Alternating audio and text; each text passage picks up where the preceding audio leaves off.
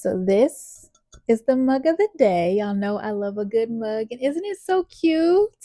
It's got Tiana on it. If y'all don't know, obviously, I absolutely love Princess and the Frog. And not just because she's a black princess, but also because her favorite color is green, and so is mine. If y'all can't tell, I always have on green. Some shade of green or yellow, and that's pretty much all Tiana wears.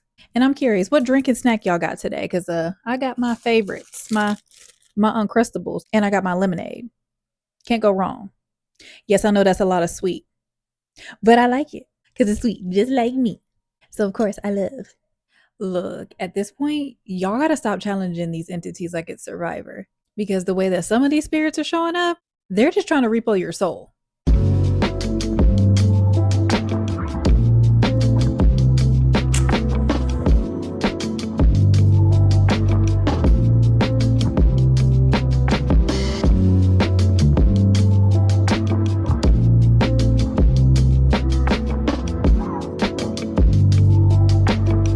What's good? What's good in the YouTube hood? It's your girl, Luna Nova, and I'm back with another one for y'all today.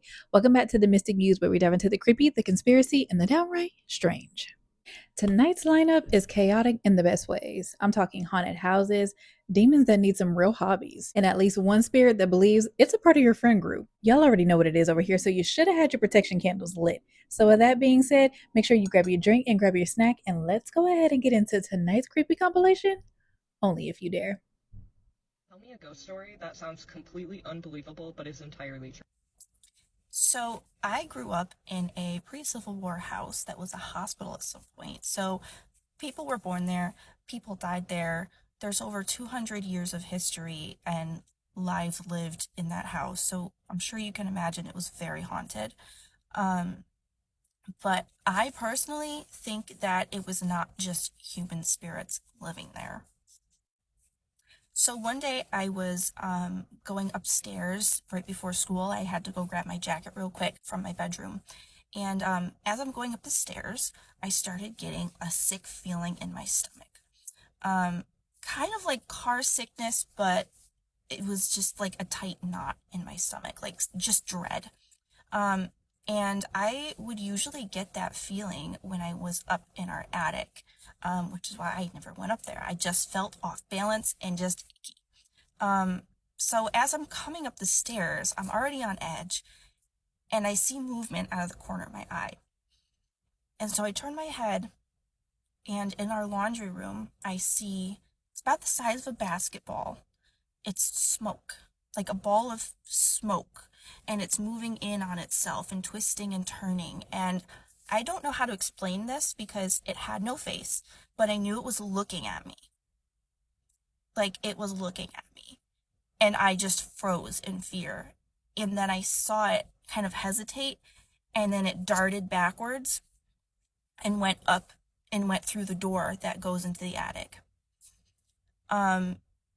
At that point, I'm like, no, I'm not getting my jacket. I went booking it down the stairs and was in quite a panic, clearly. So I told my mom about what I saw because I was freaking out and I didn't think she would believe me. And she told me that she's seen it before. And that my sister, when she was a baby, used to talk to it. She would turn around because my sister would be like babbling to something. And that ball of smoke would be in front of her. And she said the same thing, that she knew it was looking at her. And that I think she saw it 2 times, and both times it would shoot up into the attic. So whatever that thing was lived up there. But yeah, I really don't think it was human. I have no explanation for what it could be. I mean, some might say it was like a demon or something, but maybe it was a collection of all the energy from the house. I don't know. But it seemed to have some sort of conscience. Um, I have no explanation. If anybody else out there has seen something like that, I would love to hear about it because anytime I tell this story, which is not very often, I just get crazy looks because it doesn't seem real.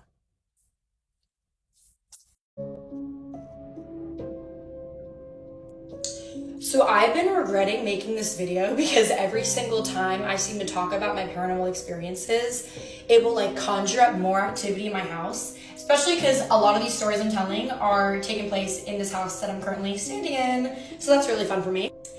But I want to share them anyway. I have always had like a sixth sense since I was a child. Like I would see things, I would hear things ever since I was a little girl, but nothing compared to the activity I was experiencing in high school, like 2014, 2015, when me and my best friend created the obsession with Ouija boards. And we would play with Ouija boards all day, every weekend, for years. Well, one night that we were playing with one, my friend was getting ready in my bathroom right here, and I was just hanging out in my bed. And I realized that we didn't have enough pillows or blankets for the both of us. So, without like telling her or saying anything, I went across my house to my parents' room to get more pillows and blankets. And when I came back to my room, she was like having a full-blown conversation with herself, and I just didn't say anything. And then after a while, she like peeks her head out of the door, and she was like, "So?"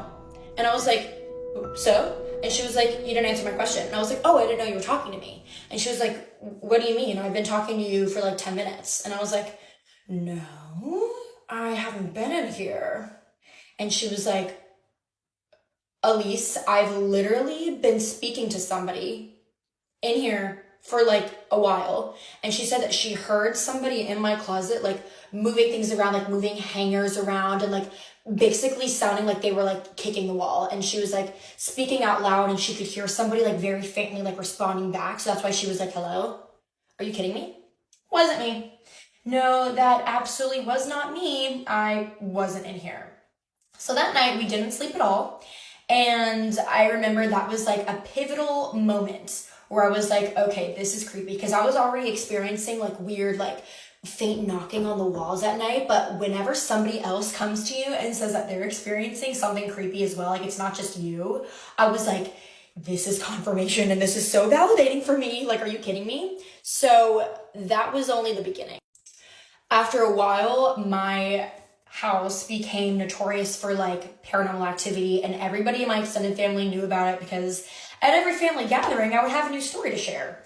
Well, Thanksgiving of 2019, it's our turn to host our whole extended Italian family. So we have like 20 people in our house.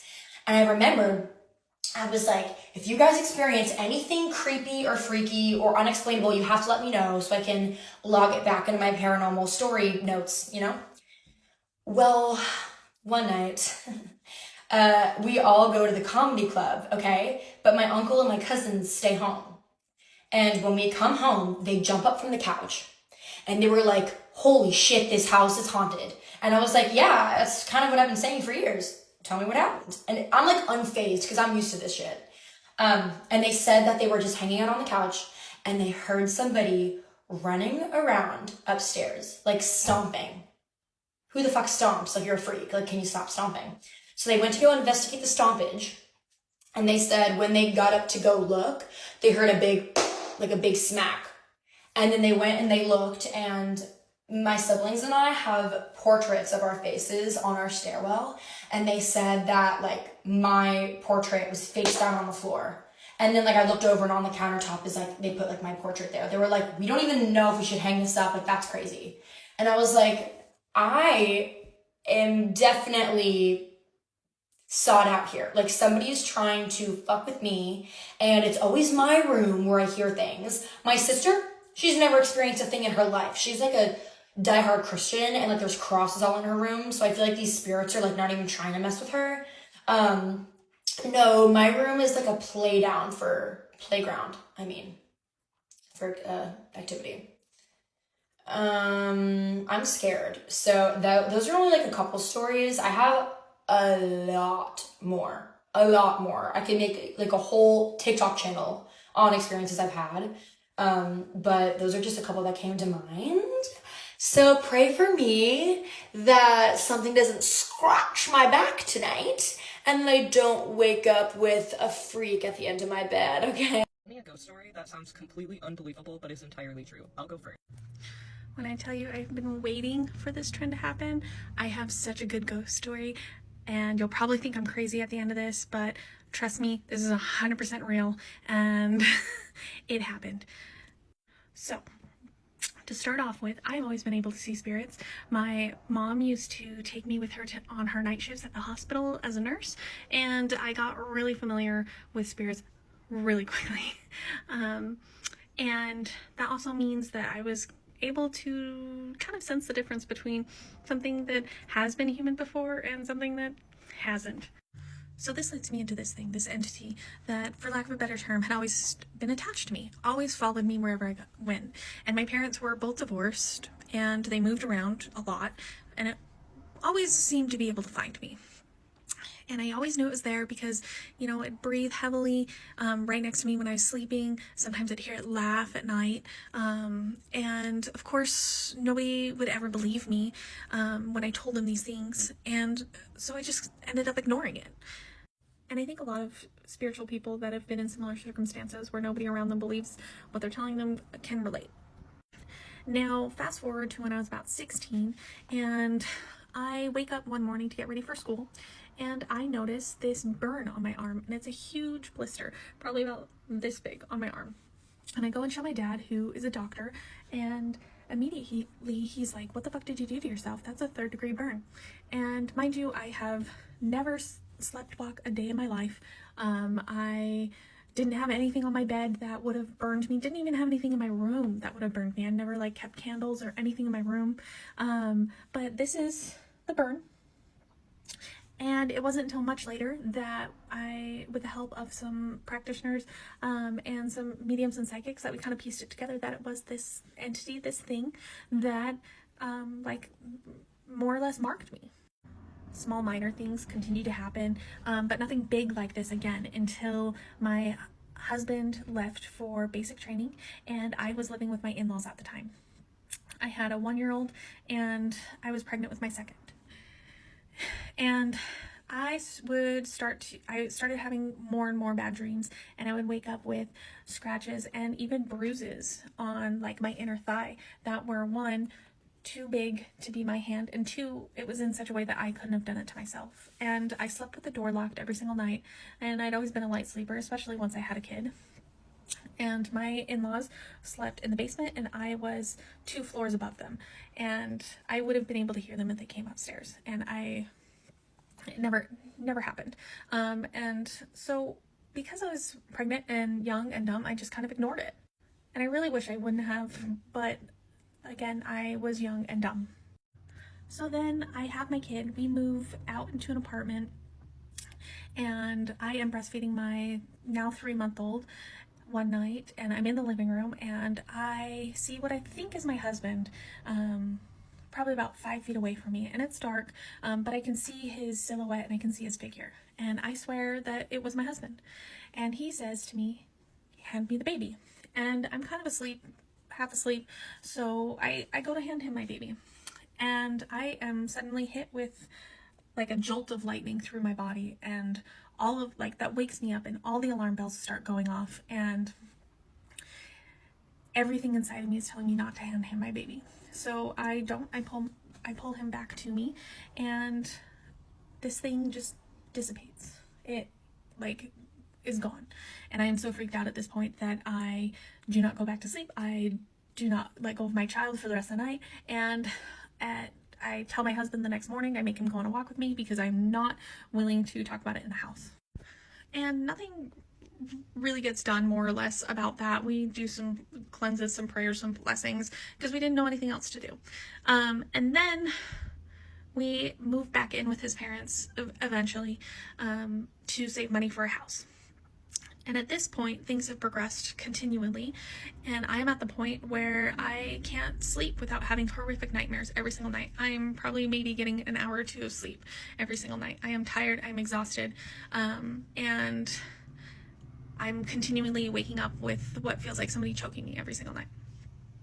And I'm also losing time. I'm also losing moments throughout my day, and like I would have no recollection of it. I've even had some intimate moments with my husband that my husband swears up and down that was not me when we were together. And it was getting really scary. And I didn't know what to do. And somehow we ended up stumbling on a demonologist and telling my story. And he's like, Jesus, I think that you are at a level 2 possession is what they called it. And he's like, basically, you're being primed to be fully possessed. If you end up giving in, you will be 100% possessed. And so he really couldn't do anything for me at that point because he was finishing up a case. And so we kept in contact. He wanted to just keep checking in on me to make sure everything was okay and nothing was getting worse. And when he's supposed to come by one day, contact just ceases. I cannot contact him anymore. I cannot, the phone will not connect, and emails won't go through. And this was in the early 2000s, so there wasn't a whole lot of like social media presence or anything like that. So I was kind of stuck with unable to contact him. And it was like he fell off the face of the earth. And so at this point, we really didn't know what to do. And we just kind of kept hoping and praying that it would get better. And one night, I am woken up by being pulled off the bed. And like I am being yanked off the bed. And I grip my husband, like claw him for dear life, and he is holding me for dear life, and he is a big dude, and he was using all of his strength to hold me there, and we are probably playing tug of war with my body for a good 20-30 minutes, and finally it dies down, and somehow I, probably just from sheer exhaustion and shock, fall asleep.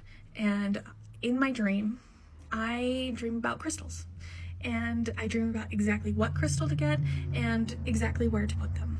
And so the next morning I dropped $200 on crystals that I probably didn't have $200 to drop on crystals, but I bought them. And after that, I could sleep. I didn't have as many problems with this thing. And it was like I put up a wall, a barrier, and that gave me the ability to explore my spiritual gifts and make connections and eventually be able to get rid of this attachment to me. And I'm so grateful for that. And it was the craziest and wildest story, and this is just like the Cliff Notes version that I've given you, and like you can call me crazy or whatever, but I swear to you 100% this is true, this happened, and we barely even scratched the surface on my ghost stories. So yeah, that's it. That's my big ghost story in a nutshell, and I hope you enjoyed it. Bye. Me a ghost story that sounds completely unbelievable but is entirely true. I'll go first. The house that I live in right now is haunted. So starting off strong, before I even moved in there, I was hearing voices whenever I would come over and see my then boyfriend, my now husband. I would hear men's voices talking, and I always just played it off like I was crazy. But when I moved in, like, I don't know, one of the first few weeks that I lived there, I was in my room with my husband. The only thing that was on was the TV because we were watching a movie. I had leaned off the end of the bed. So we were leaned off the end of the bed. There was windows on this side, a mirror on this side. I leaned off the end of the bed to grab a blanket or something. I don't know. Looked in the mirror. There was a man standing beside the window. It was like a dark figure, but I could tell it was a man. And it freaked me out so much that I fell off the bed. My husband was like, "What are you doing?" I told him. He was like, "You're crazy." Moving forward, at the time, my son was 4. He came into my room one day and told me it was nighttime, but it wasn't time for his bedtime. He came to me, he said, "I need you to tell that man to leave my closet." And I was like, "What?" And he said, "Tell the man to get out of my closet." So I run in there. There's nobody in his closet. He swore up and down that from the moment that we moved in, that a redheaded man was staring at him in his closet when he would go to sleep. And I was like, "Why have you not told mommy before?" And he said, "Well, he doesn't scare me." And I was like, "Oh, okay, yeah." So my stepdaughter has seen things multiple times in her room. She has seen hands coming out of her closet or people standing in her closet and staring at her, so she now requires her closet to be shut and stuff to be in front of it if she's not using it. She watched her dad walk in from the hallway into her room at the end of her bed, and she said that he didn't have a face and he was wearing a Hawaiian shirt. My husband doesn't wear Hawaiian shirts. And he disappeared from his feet up, but he just stared at her for like a minute or two.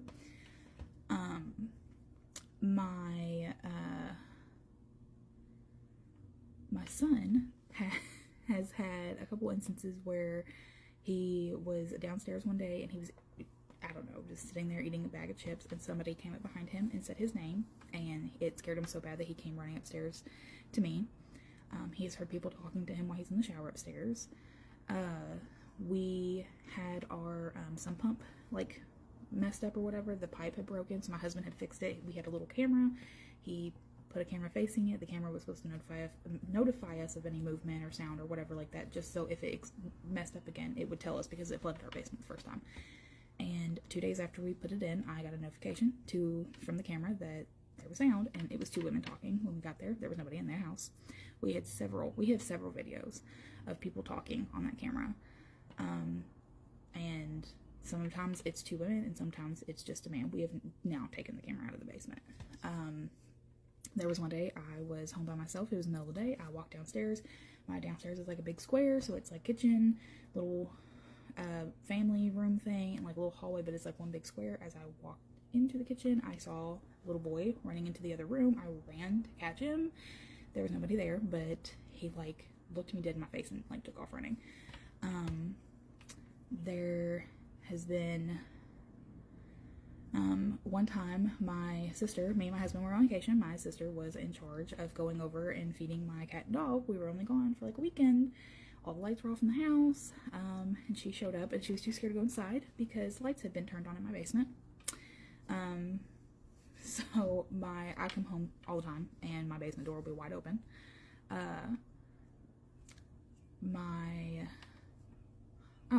There was one time that my husband used to go out of town to work. He would be like an hour away, and he would take the kids with him because he would go work with a buddy who had kids, and they would all kind of hang out together. So I'd be at home by myself, and at night I would hear people walking up and down the hallway. And the first time I was like, I'm losing it. But then my cat and my dog started like getting it. My dog would growl at the door, and my cat would like stand at the edge of the bed like on attack mode. There was one night that my bedroom door was opening and closing by itself. It wasn't slamming or anything, it was just really gently opening and really gently closing. But that went on for like 5 or 10 minutes one night, and I was like, I nudged my husband and I was like, are you seeing this? And he was like, yeah, but he fully ignores this stuff. There was and just for clarification, me and my husband work in a funeral home, so my husband's worked in a funeral home for years, but I fully believe that he takes stuff home with him all the time. There's just been like a lot of noises. You'll hear people talking when you're home by yourself. You'll hear walking. Like I've been downstairs and I can hear walking upstairs, and there was nobody at home with me. My husband has heard things a couple times. He mostly just like lets it roll off his shoulder. He doesn't really care about it too much. But there was one time, it wasn't our house, but it was my husband. He told me the story that he used to work at a funeral home, and the electricity kept going off, and he would have to go and reset the breaker. And he said that he came back to where he was at, and there was something in the floor, pile of, and it had the face of a in it. So that kind of always has freaked him out, but that happened like way before me and him got together. Yeah, just creepy little things, a lot of walking, a lot of whispering or talking. Like I said, I've only really ever had the instance of seeing somebody one time, and that was about 2 or 3 years ago. Yeah, super haunted. Me a ghost story that sounds completely unbelievable but is entirely true. I'll go first. Okay, so this story is mostly told from my mom and dad's perspective, so I just want to preface that before starting. But basically, we were living in these really old apartments here in Beaverton, Oregon, specifically in Raleigh Hills, and I was probably like 4 or 5 years old, so I really don't remember much. But basically, it was a 2-bedroom, and we had my parents' bedroom, and then my bedroom was shared with my siblings, so my older brother and my little sister. So when we moved in, apparently like the first week or two, there really wasn't any activity. But after that, we would notice that apparently the lights would start, turning on and off on their own, and things would start kind of moving into places where they weren't before. And so that was like the first sign of activity. There were other occurrences too, specifically with like my family, as well as like my mom and dad's best friends. But the first one actually with my parents was when they were fighting, And my mom was in the kitchen with my dad. They were like arguing, and I guess they had like a fight, and my mom went to the bedroom and she was like really upset. And mind you, they have like a healthy marriage, so it's nothing like serious or whatever. But anyways, she was in the bedroom and she was like crying, and out of nowhere she feels like a presence in the room, and she's like, upset, but she thought it was my dad, and she felt somebody was like sitting on the bed next to her, like something was like pressing down. And also, all out of nowhere, somebody was like, touching her hand, like comforting her, as well as like her arm, like, oh, it's gonna be okay. And my mom looks up and she doesn't see anybody. And so she assumes that maybe my dad went into the bedroom and then he left. And so she goes in the kitchen. She asks my dad, did you just come into the bedroom and, touch my hand? And he says, no. So my mom's like perplexed. She has no idea what that was. So she's like kind of freaked out. And so over the next, few weeks to a month, they experienced like different things. But my dad, he was like cooking in the kitchen, and then there's like a lampshade in the kitchen. It's like a glass one, and it just falls like out of nowhere. It just falls like a few inches from my dad. So he's like freaking out, and my dad, mind you, doesn't really believe in the paranormal. Like he doesn't really talk about it or really, like to discuss it. But that day freaked him out, and I remember him telling me that story. And so, over the next few months, even more stuff happened, specifically with my family, as well as my mom and dad's best friends. So my aunt and uncle come over and spend the night one night. And mind you, my mom and my dad have not told them about what was happening in the apartment. And so they spend the night, and in the middle of the night, my uncle wakes up, and he doesn't know why he woke up, but he just woke up suddenly. And he looks into like where our trash can is, and there's like a little piece of paper, like all crumpled up, and he sees it, and according to him, it just like levitated like right into the trash can. And so right then and there, they got up in the middle of the night and they just like booked it. They left, and they never came back to visit again. They just didn't. And my mom and dad were freaked out. They couldn't believe it though, because they hadn't experienced it. So they invite my mom and dad's best friends over to, come and visit and spend the night. They tell them about the ghosts, the occurrences and everything. And my dad's best friend, like he doesn't believe in ghosts completely. So he was just like antagonizing it, in the house, saying like, oh, like, I'm not scared of you. Like, show yourself. Like, I'm not afraid of you and all that stuff. And, my dad's like, don't do that. Like, whatever this is, you don't want to mess with it. And my mom says that too. And so he spends the night with my mom's best friend. They're married. And so in the middle of the night, he feels this like immense pressure like sitting on him. Like he can't breathe. It's like he's almost like being suffocated, but it's like a huge pressure has just been like applied directly onto his chest. Like he just simply cannot breathe. And so he's freaking out. He's like breathing heavy, like trying to breathe, and it's just like, gasping for air. And all of a sudden the pressure just releases, and he jumps up, grabs his wife, and they just leave again. This is like the second night that this happens, right? And so basically that all happened. And then finally my grandpa from Texas comes up to visit. And my mom has not really said anything to him about what's been going on in the apartment. So he comes up and he spends the night in my room. So we're all staying in my parents' room, and so he's using our room to sleep. In the middle of the night, apparently, the lights just kept flickering on and off, and he's hearing the same thing with like, stuff moving, but specifically in the closet. So my bedroom had like a closet full of toys, because we were like kids, and and there was stuff in there, and he just heard like a bunch of toys moving around, and it freaked him out. So like the next day, he comes up to my mom and says, your apartment is haunted. There's something here. There's a presence in this place. And my mom, she tells him like, I've been experiencing stuff too. What do we do? And so my grandpa tells her, we need to cleanse the apartment. We need to call a priest over. And so my mom looks into getting a Catholic priest to come over and bless the apartment. So the priest comes over, and this is where things get really scary. So he comes in, he starts blessing the house, he starts, reading from the Bible, and basically when he gets to like my bedroom, that's when he stands in the middle of the room, and he's like sweating a lot. And my parents were looking at him like, "Are you okay?" And he's just like, "There's something in this room that does not want us here." So he's like, he has the cross, and he's like saying like, stuff from the Bible and everything, and each of the verses. And then he opens my closet, and he stands there, and he's like, at this point he's like drenched in sweat. Like he is dripping in sweat.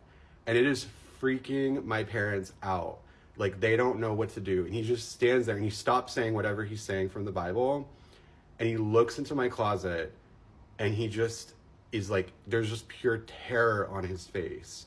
Again, this is like according to my parents, but he's just like terrified. And he immediately just like looks at my parents and says, "I need to get out of here. I'm sorry. I'm not going to be able to complete this." And he just leaves. He just like dips. And so right then and there, my parents start packing all their stuff, and we just like leave like right away. We don't like, I never go back into that apartment again. None of us do. I think we left like shortly that day. But yeah, to this day, I still have no idea what happened, like the history or anything that happened there. But all we know is that apparently the spirit was potentially like a woman. One of them, at least. We think that there might have been multiple, because the spirit for some reason kept attacking the men that would stay, like my dad, my uncle, and his best friend. But yeah, it was apparently like super terrifying. And it was, yeah, that's my ghost story. Well, that wraps up another round of paranormal chaos brought to you by TikTok and yours truly. Can y'all believe we're at part 11 already? I'm going to have to remake my playlist so I can include all of my Audacity favorites for this whole compilation trend. I'm not going to lie, I might need to make a compilation of my favorites so far, because I don't want to get lost in the sauce, because there's definitely going to be a lot more parts. Again, we're already at 11, which is still crazy for me to say out loud, because I'm probably going to be up to 15, maybe 17 by next week. A huge shout out to all of the channel members, the real MVPs who keep this creepy coven alive. Ain't that right, Athena? Yeah. Hey, Mom, what's up? You want to come tell the people hi? Want to come say hello? Okay. Look, we're going to do a little cat ASMR.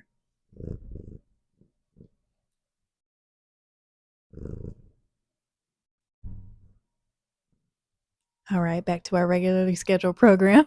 If you have a creepy encounter of your own that you want to share, paranormal, hoodoo, horror, or a what the hell was that kind of moment, we want to hear about it over here. Y'all know we're some hoodlums. That's why we're here every day. Check out the description of this video to find out how to submit one of your creepy encounters to be featured on a future episode of the Mystic Files podcast. With it getting colder outside, do your best to stay warm out there, my friends. Stay spooky, stay safe, and remember, if something starts talking to you from the corner of your room, don't talk back. So with that being said, I'm going to go ahead and get out of here so I can edit this one and get another one out for you guys. So be sure to drink your water, mind your business, and stay prayed up and protected. And as always, Luna loves you. I'll be back with another video for you guys, if the spirits allow it.